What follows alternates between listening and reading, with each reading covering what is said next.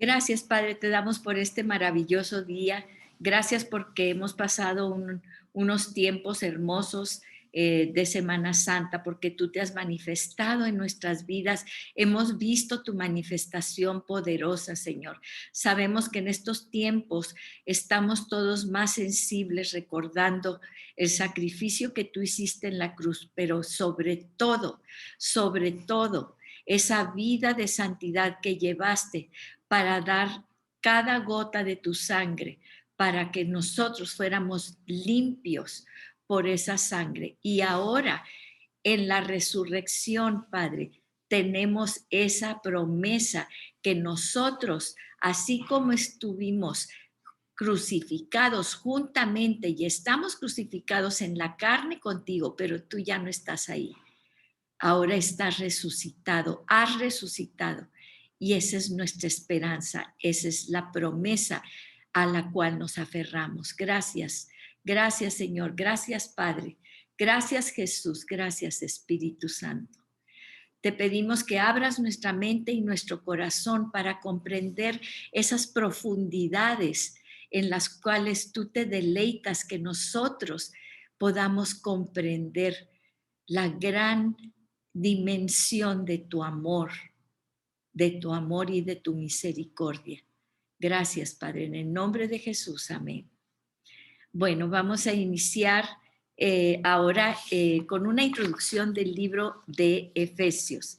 Bueno, le decimos libro, pero sabemos que es una carta del apóstol Pablo. Y bueno, tenemos que saber, ya hemos hablado mucho del apóstol Pablo, porque sabemos más del apóstol Pablo que de ningún otro de los apóstoles que específicamente estuvieron con Jesús. Recordemos que el apóstol Pablo, él decía, pues yo soy el último de los apóstoles, porque soy como un abortivo, porque finalmente Jesús me llamó, se me presentó a mí también.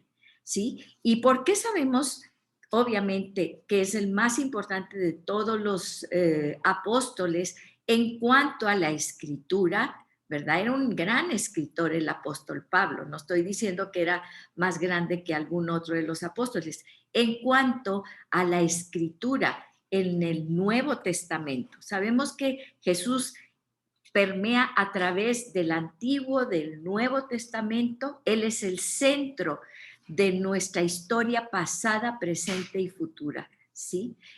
Jesús fue el que partió la historia en antes y después.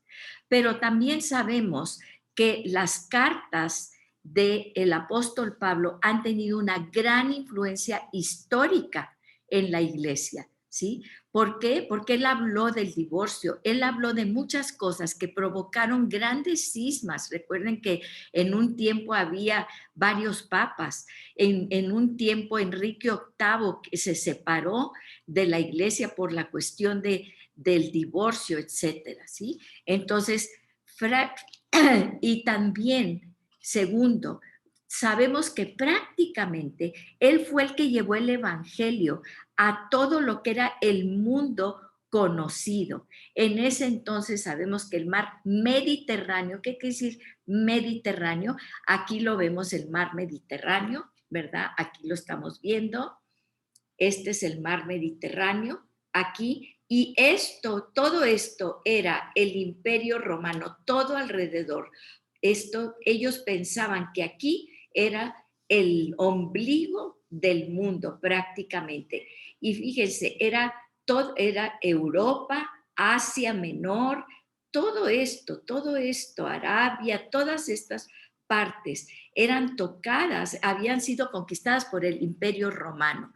Y entonces el apóstol Pablo, él recorría, porque acuérdense que era un ciudadano romano, entonces él recorría todo ese territorio con el Evangelio y se metía, la verdad, a mí me impresiona, porque se iba a las grandes ciudades en donde había mucho pasaje de viajeros, ¿verdad? Y donde había gran idolatría, como lo vamos a ver en este caso en Éfeso.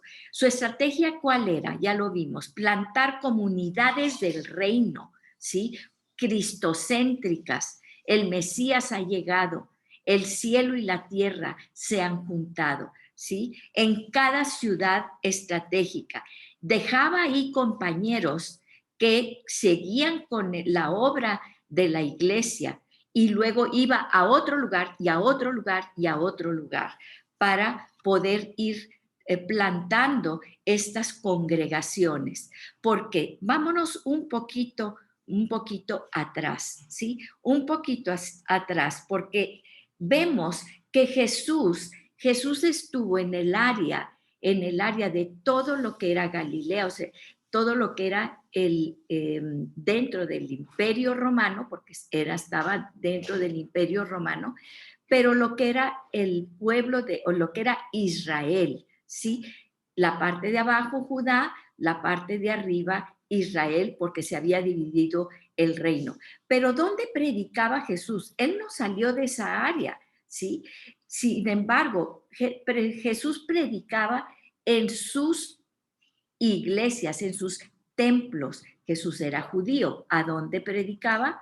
A las sinagogas. Iba y predicaba a los judíos primeramente y después salía a las calles, eran unas calles empedradas, las vías romanas, al monte, sabemos el sermón del monte, a predicar hacia afuera.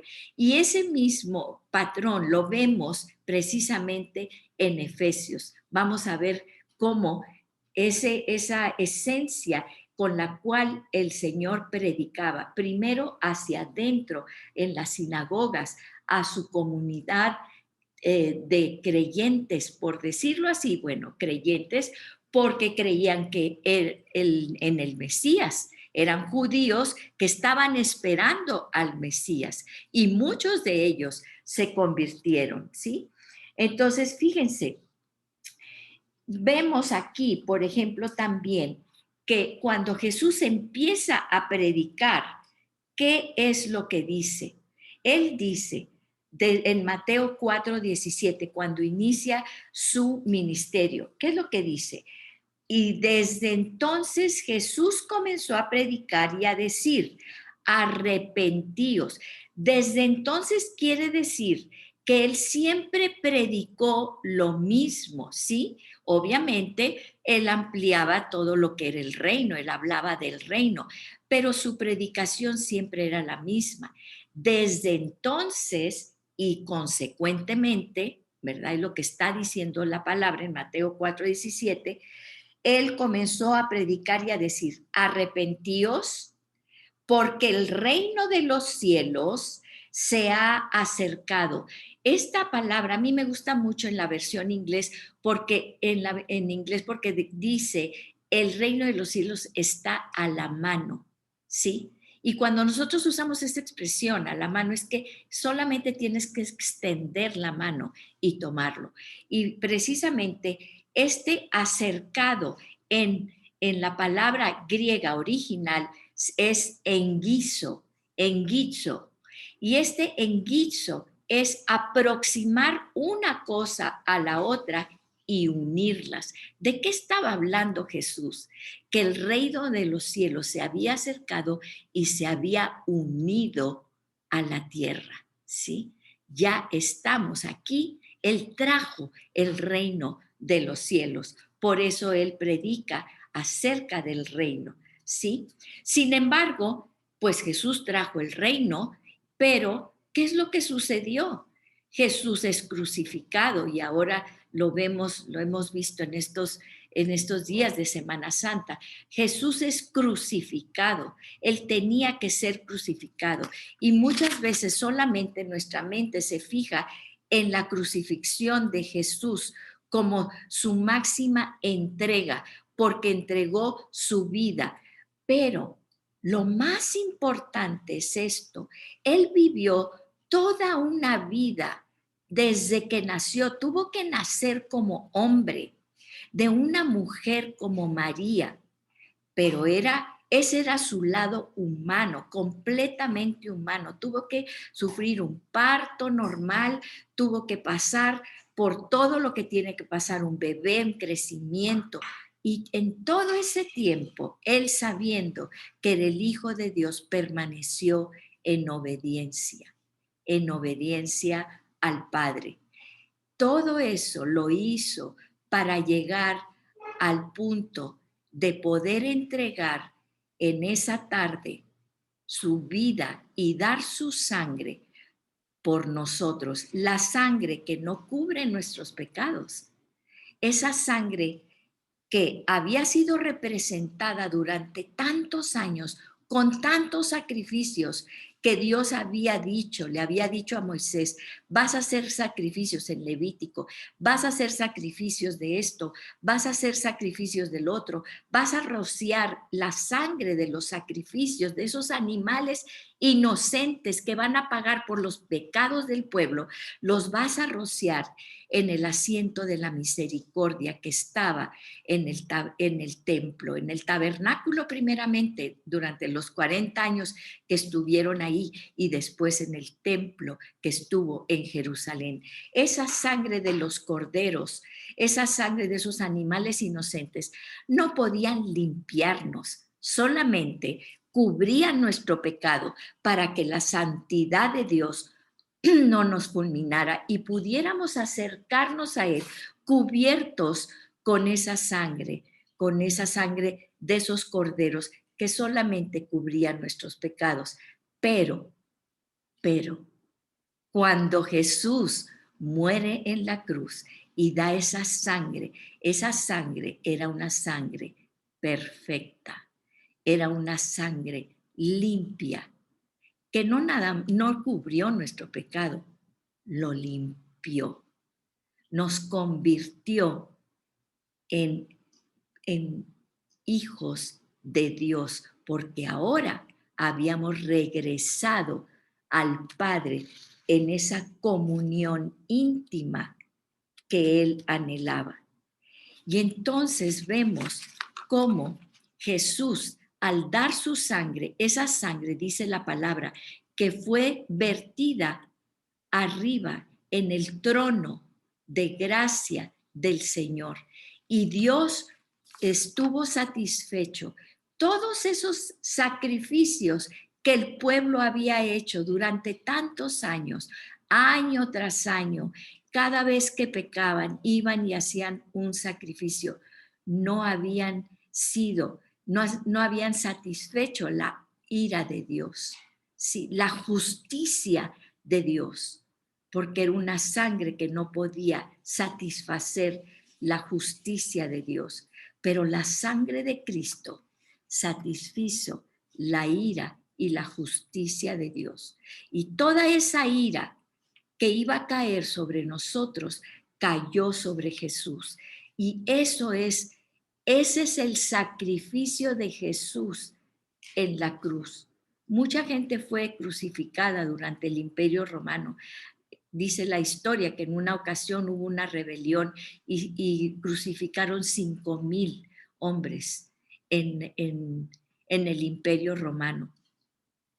Pero ¿qué fue lo que sucedió en la cruz? Fue la separación, fue ese desgarramiento en Jesús cuando dice: Padre, Padre, ¿por qué me has desamparado? Es eso mismo que Adán y Eva, por su desobediencia, habían rasgado esa relación con su Padre. Y ahora Jesús, inocente, llevando tu culpa y la mía, había sido rasgado de su Padre, que eran uno, de esa íntima comunión. Y eso fue lo que sucedió en la cruz, cuando Él llevó y portó ese hombre, ese hijo, ese Dios hecho hombre, el pecado tuyo, mío y de toda la humanidad. Y vemos después de eso que Jesús, al ser sepultado, viene la victoria completa, porque Jesús ya no está en la cruz. Jesús ha resucitado. Sí, verdaderamente Jesús ha resucitado. Y como dijeron en esa parte donde dice el centurión, verdaderamente este era el Hijo de Dios. Cuando Él está muriendo en la cruz y cuando todo hay ese terremoto y las tumbas se abren y salen los resucitados, pero claro, era diferente porque ellos vuelven a morir, igual que Lázaro, porque dices, ¿cuál es la diferencia? Porque el Jesús resucitado, Él es nuestra esperanza, Él es nuestro sello, y lo vamos a ver precisamente aquí. Entonces, vemos cómo a la muerte de Jesús, Pedro se regresa y dice, todo está terminado, pero al tercer día resucitó y había muchas pruebas fehacientes de toda la gente que lo había visto al Jesús resucitado. Y lo dice la historia. ¿Cuántos historiadores han querido comprobar que Jesús no existió o que Jesús no resucitó? Y ahí están. Se han ido a los libros y se han ido a la historia y a todos los manuscritos y han comprobado, y muchos se han convertido porque Jesús resucitó. Y es un hecho histórico incontrovertible. Entonces, vemos qué tiene que ver esa resurrección con nosotros. Fíjense, ya vimos que nosotros estamos juntamente crucificados. ¿Qué quiere decir? Ahí nos vamos a quedar. En Efesios, este libro tan poderoso, este libro, esta carta maravillosa del apóstol Pablo, inspirada por Dios. Fíjense, dice en Efesios 2:6, Dios nos dice, y juntamente con Cristo Jesús nos resucitó y nos hizo sentar en los lugares celestiales. Fíjense una cuestión. ¿En qué tiempo está escrito el verbo? ¿En un futuro resucitaremos? Dice que estamos ya resucitados. Nos resucitó con Cristo Jesús. En su resurrección somos resucitados nosotros. Y estamos, y nos hizo sentar. Esto ya sabemos que cuando muramos vamos a estar en los lugares celestiales, pero aquí está el verbo en pasado. ¡Qué misterio! Nos hizo sentar en los lugares celestiales. ¡Qué palabra tan enigmática!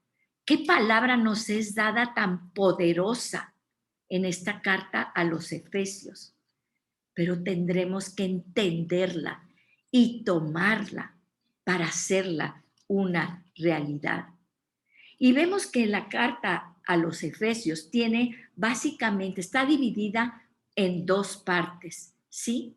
La primera parte, en la primera parte, vemos, o sea, los primeros 3 capítulos, son 6 capítulos, los primeros 3 capítulos vamos a ver que tiene nuestra relación con Dios.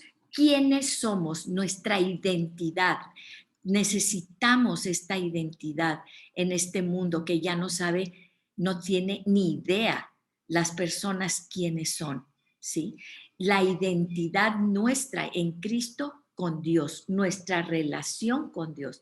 La segunda parte nos habla de la relación que tenemos con los demás. Pero una vez que entendemos cuál es nuestra relación. Y vamos a hacer un poquito de historia, porque como les decía, el apóstol Pablo se metía en el corazón de esas ciudades paganas, de esas ciudades eran importantes, pero tenían unos cultos, recuerden que venían de toda la mitología griega, ¿verdad?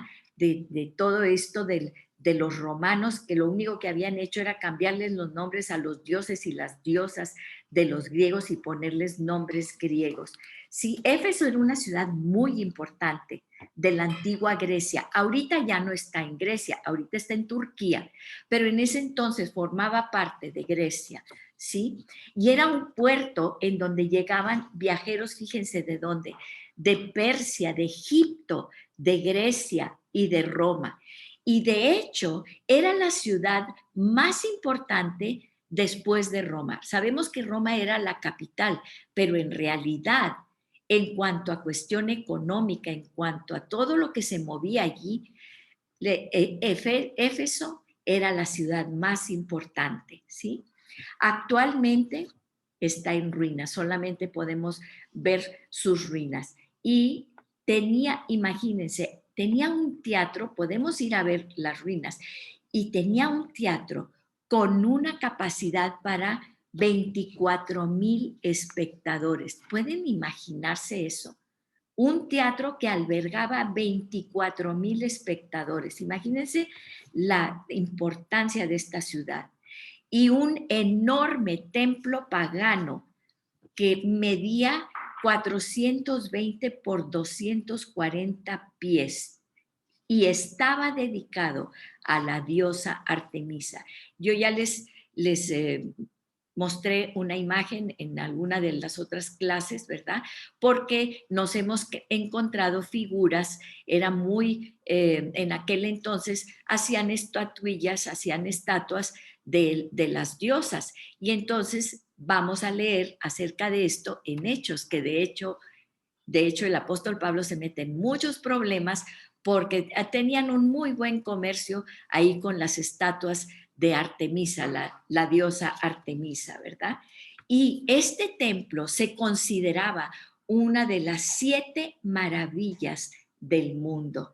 Imagínense. Y conocemos mucho de la iglesia que fundó Pablo en Éfeso, por más que cualquiera otra de las iglesias. La leemos en Hechos 18 al 20, en ese primer encuentro donde va Pablo e inicia el evangelio, las congregaciones allí en Éfeso, ¿sí? Pablo la visita por primera vez. También la vemos mencionada en primera y segunda de Timoteo, porque se refiere a la iglesia de Éfeso. Inclusive en Apocalipsis, recuerdan el mensaje a las 7 iglesias, también ahí se menciona la iglesia en cuanto a la profecía, ¿verdad? De la iglesia en Éfeso. Entonces, fíjense, el apóstol Pablo de hecho estuvo 2 ocasiones en Éfeso y la iglesia creció en medio de ese paganismo, en medio de toda esa situación, creció como fuego por el Espíritu Santo, ¿sí? Entonces, vamos a ver precisamente, también es mencionada en Primera de Corintios 6, 9, 10 y 11, y lo vamos a ver. Yo quisiera que viéramos también, aquí voy a compartir pantalla, y vamos a ver aquí.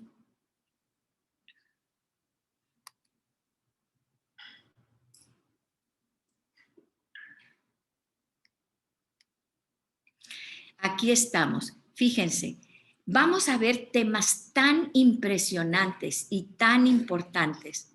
Como ya dijimos, parte 1, capítulos 1 al 3, parte 2, capítulos 4 al 6. Vamos a ver, los primeros capítulos hablan de nuestra identidad, de nuestra relación y nuestra identidad en Cristo Jesús para con Dios.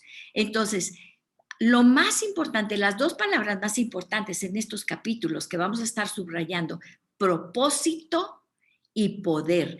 Propósito y poder, ¿sí? ¿Por qué es importante? Porque lo hemos dicho, tú tienes un propósito que Dios te dio desde antes de la fundación del mundo, cuando Él te creó en amor, ¿sí? Entonces, ¿cómo voy a cumplir ese propósito? Poder, ¿sí? ¿Y cómo voy a obtener ese poder?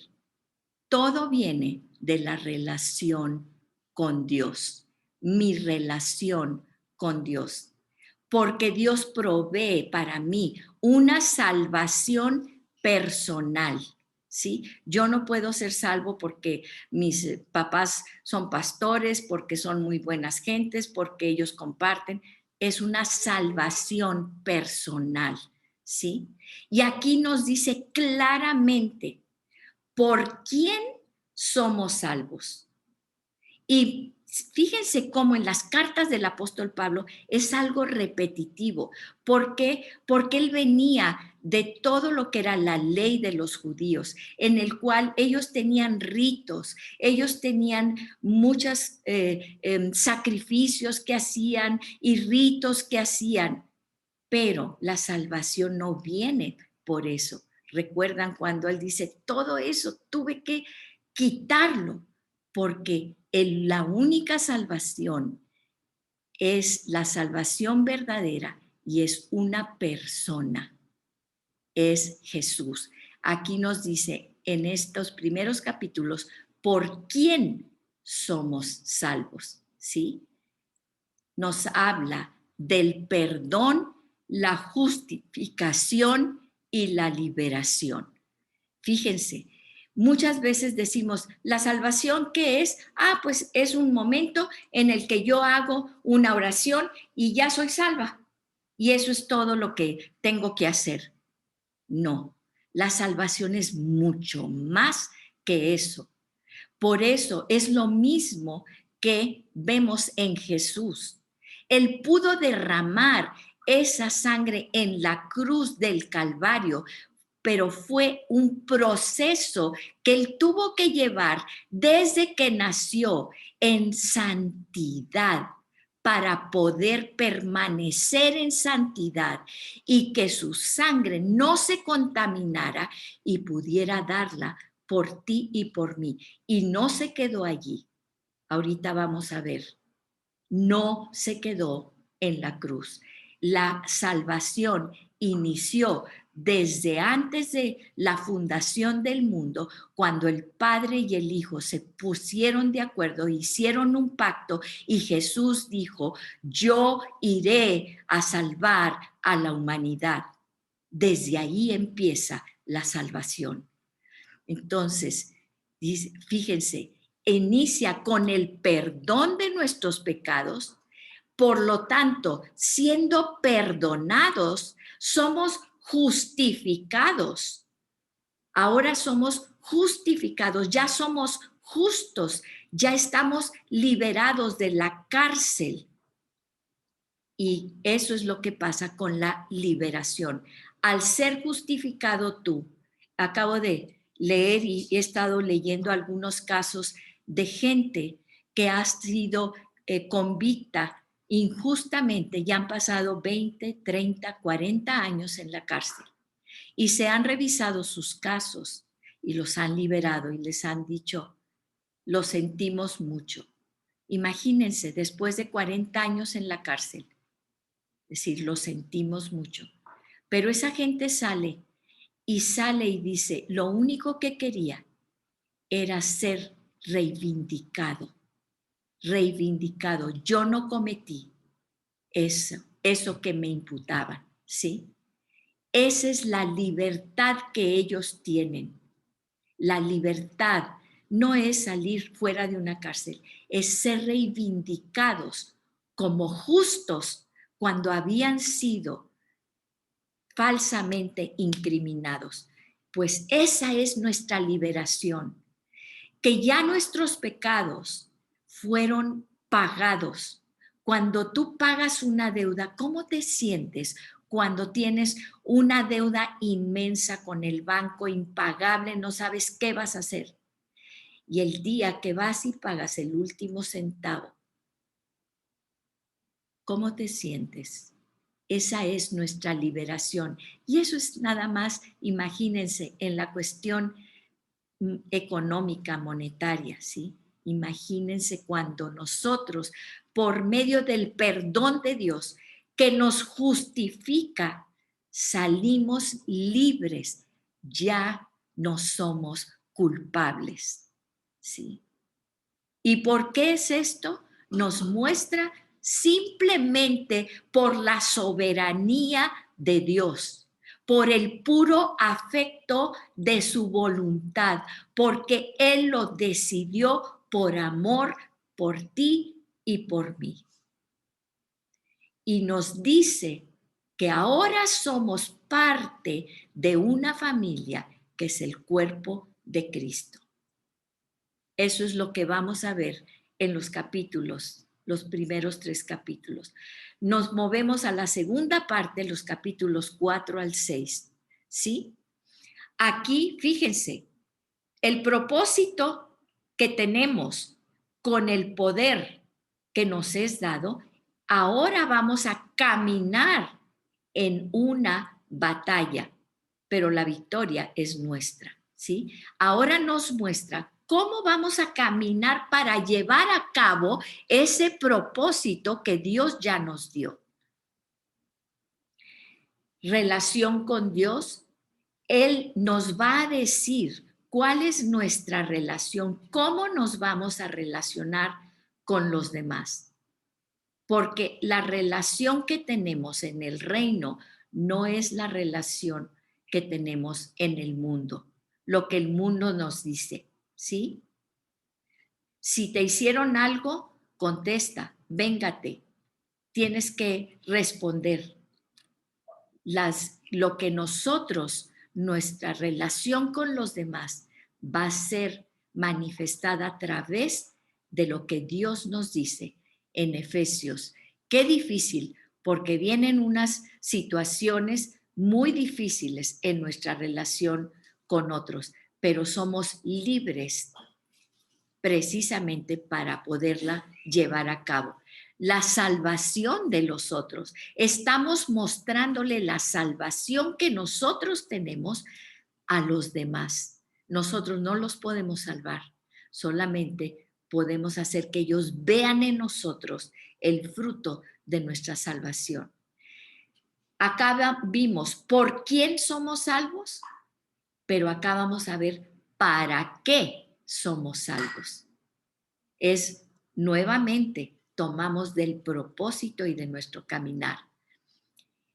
¿Para qué somos salvos? ¿Por qué ese perdón nos lleva a la santidad? ¿Sí? Una cosa es la santidad que yo tengo y otra cosa es el camino de santificación.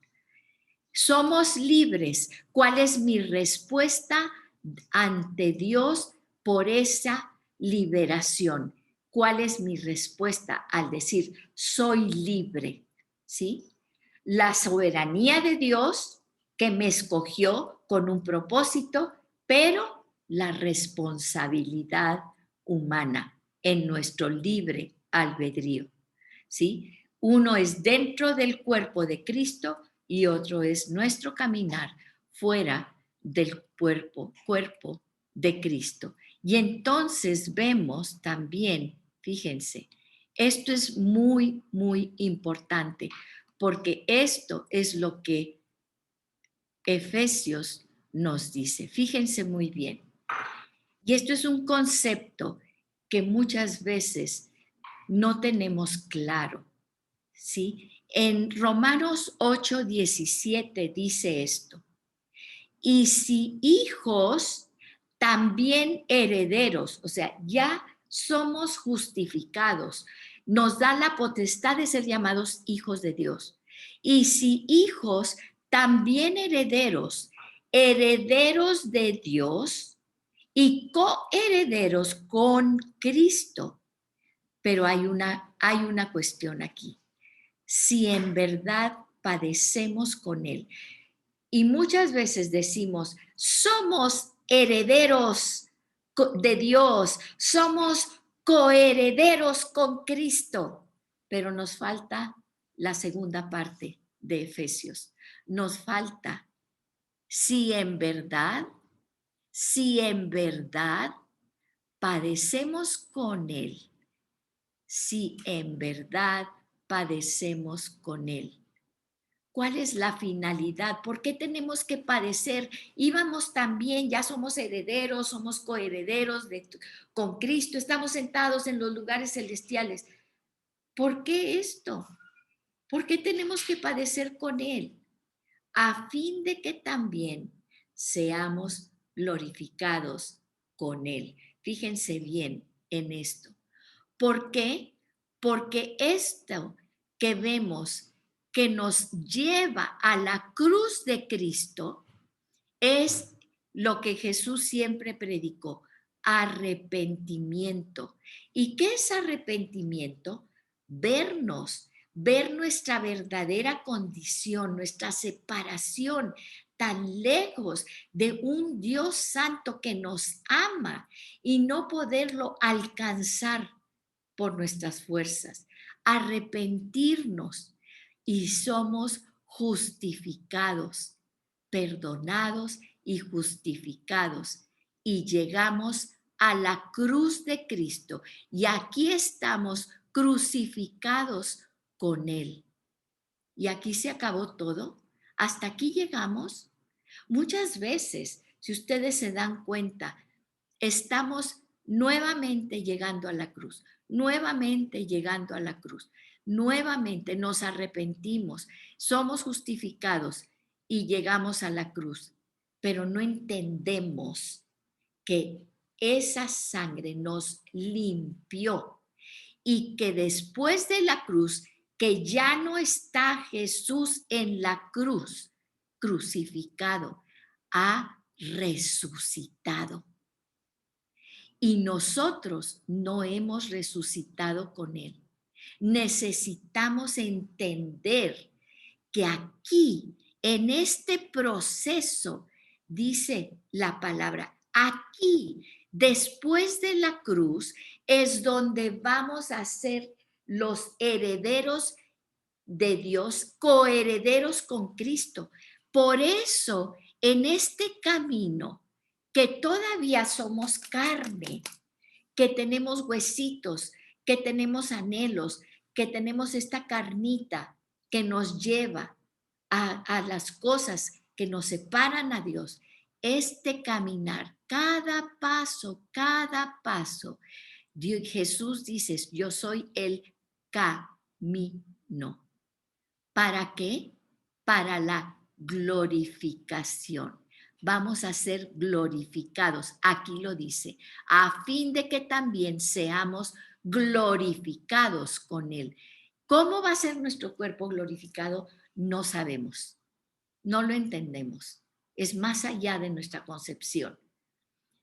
Pero sabemos que tenemos que caminar con nuestra carne a través de este camino, pero es un camino en santidad.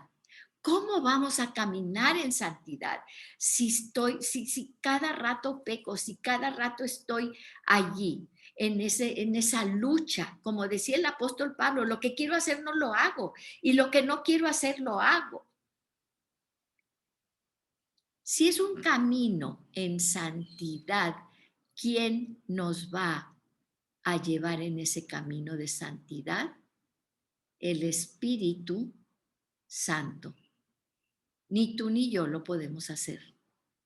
Ni tú ni yo tenemos la capacidad para hacerlo. Solamente el Espíritu Santo, que Jesús dijo, les conviene que yo me vaya. Les conviene, porque ¿sabes qué? Este camino de santidad no lo puedes hacer tú, ni lo puedo hacer yo. Solamente el Espíritu Santo que mora en nosotros, que está con nosotros y que está en nosotros. Es esa conciencia, es ese ir. Y quiere decir que ya nunca más nos vamos a arrepentir. Sí, porque la parte de nuestra carne tiene que arrepentirse, pero no vamos a volver atrás, porque Jesús ya no lo vamos a crucificar cada vez que nosotros pecamos y nos arrepentimos y tenemos que estar aquí crucificados con Jesús. Él ya nos limpió. Ahora tenemos que caminar si nos arrepentimos y nos arrepentimos diariamente. Y todos los días digo, Señor, ¿por qué? ¿Por qué? ¿Por qué hice esto? ¿Por qué este pensamiento? ¿Por qué? Porque somos carne. Por eso dice aquí, si en verdad padecemos con Él, ¿cuál es nuestro padecimiento? Nuestro padecimiento es el anhelo de la santidad y saber que pecamos. Ese es nuestro padecimiento. ¿Cómo quisiera ser perfecta, Padre, para ti? ¿Cómo quisiera no ofenderte nunca, nunca con mi pensamiento, ni con mi palabra, ni con mis hechos? ¿Cómo quisiera nunca ofenderte, Padre? Pero eso es lo que padecemos. Pero ¿saben qué? También estamos nosotros resucitados con Él. Somos una nueva criatura y sabemos que ese pecado que muchas veces nos constriñe no tiene poder para separarnos de Dios. No tiene ningún poder sobre nuestra alma y sobre nuestro corazón y sobre nuestro espíritu. Nos arrepentimos y lo desechamos. ¿Y saben dónde está? En el fondo del mar. ¿Y saben qué? Dios no se acuerda. Si Él no se acuerda de eso, ¿por qué voy yo a acordarme de mis pecados? ¿Por qué me voy a sentir culpable si a Jesús le costó su vida, su sangre, el limpiarme de esos pecados? Soy pueblo santo, soy una nación santa, pueblo adquirido por Dios. ¿Y para qué? Para proclamar todo lo que Dios es y mi Jesús, mi Salvador.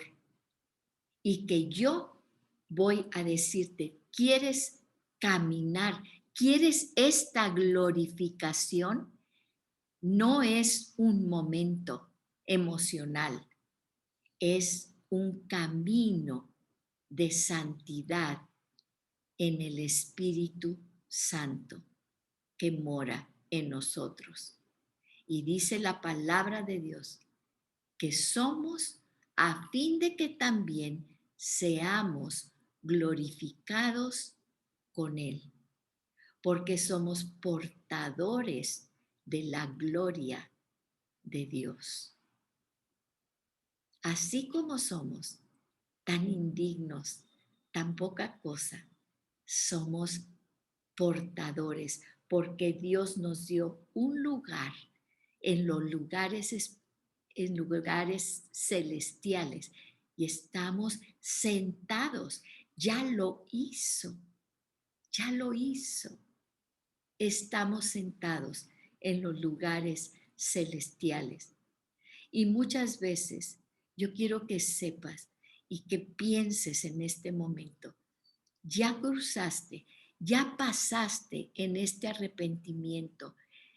Jesús hace 2000 años fue crucificado y tus pecados fueron crucificados juntamente en esa cruz.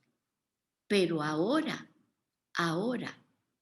estamos caminando en este hermoso camino de santidad, ¿sí? Vamos a padecer, sí vamos a padecer, igual que Jesús padeció, pero nuestra vista y nuestra esperanza y nuestra fe es que sabemos que nuestra alma está anclada en aquel que está sentado a la diestra de Dios Padre y somos portadores de la gloria de Dios.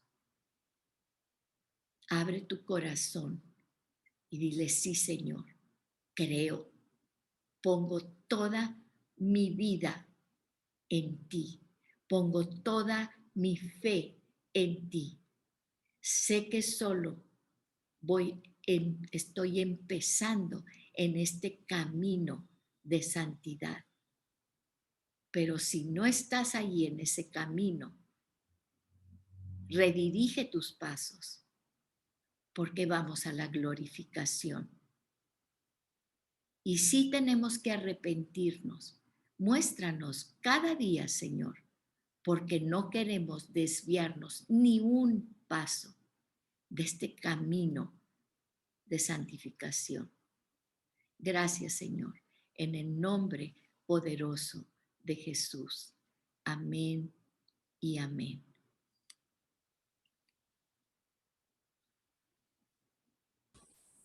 Muchas gracias, Amalia. Estuvo hermosísima la clase.